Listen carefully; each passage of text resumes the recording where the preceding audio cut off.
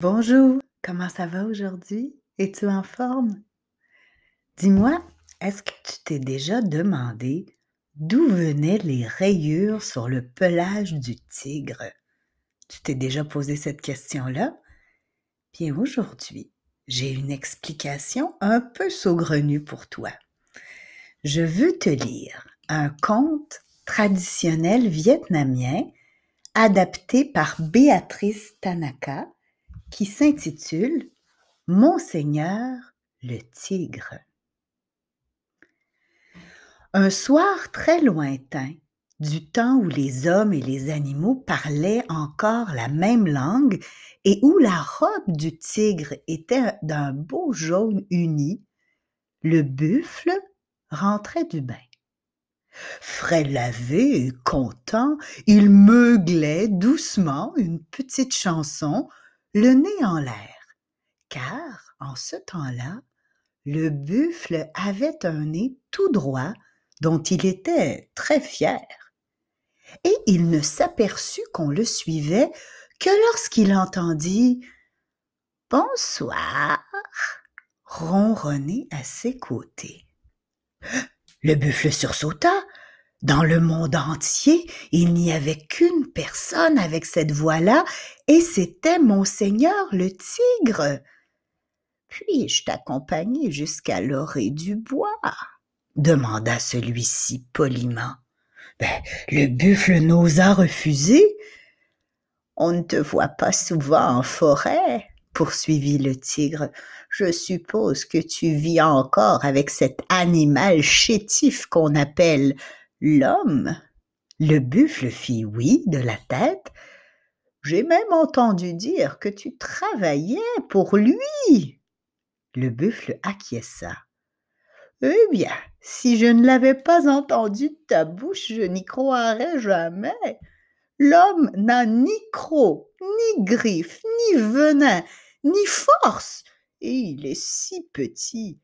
Comment peux-tu l'accepter comme maître? » « Oh, je ne comprends pas bien moi-même, » dit le buffle. « Je suppose que c'est à cause de son intelligence. » « Quoi? »« Intelligence, » répéta le buffle, ravi d'en savoir plus que Monseigneur le tigre. « Quelque chose que l'homme seul possède et qui l'aide à gouverner le cheval et le chien et le canard et moi aussi. »« Voilà qui est intéressant, » dit le tigre.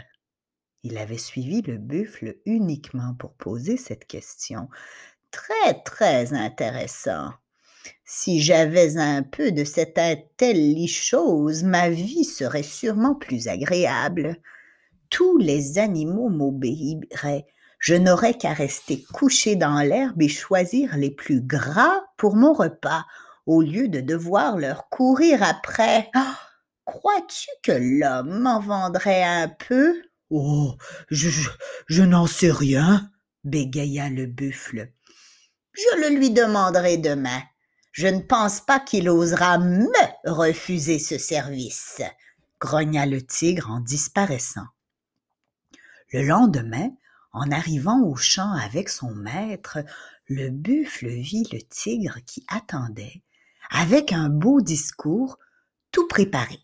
« Ne crains rien, petit homme, » dit le fauve en faisant une révérence. « Je suis venu ici avec les meilleures et les plus pacifiques intentions. J'ai ouï dire que tu possédais une chose appelée intelligence et je voudrais t'en acheter.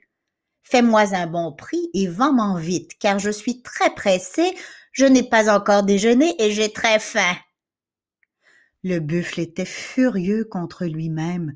Il s'en voulait d'avoir bavardé avec le tigre et tremblait de peur.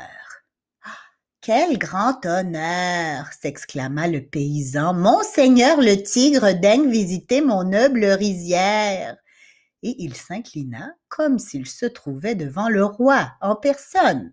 « Ne fais pas tant de cérémonie pour un simple tigre, » dit celui-ci très flatté. « Je suis seulement venu pour acheter Acheter, interrompit le paysan, il n'en est pas question.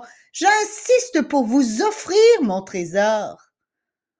Ah, voilà qui est vraiment aimable, ronronna le tigre tout en pensant. Quelle belle journée! On me salue comme un roi et on m'offre l'intelligence. Après quoi, je mangerai l'homme en hors d'œuvre et le buffle comme plat de résistance.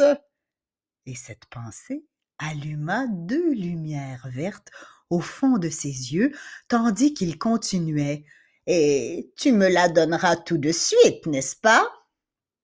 Volontiers, seulement je la laisse toujours à la maison quand je vais au champ, répondit le paysan, qui avait remarqué la lueur verte de son regard. Je vais vous la chercher de ce pas. Il s'éloigna un peu, puis revint en courant. Pardon, n'avez-vous pas dit tout à l'heure que vous n'aviez pas encore déjeuné?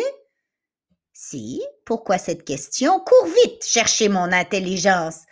C'est que je n'ose pas laisser le buffle seul avec vous. Il risque de devenir votre déjeuner. Ah, je promets que je ne le mangerai pas, dit le tigre. Allons, fais vite. Je ne doute pas de votre promesse, monseigneur, mais la faim nous fait parfois perdre la mémoire.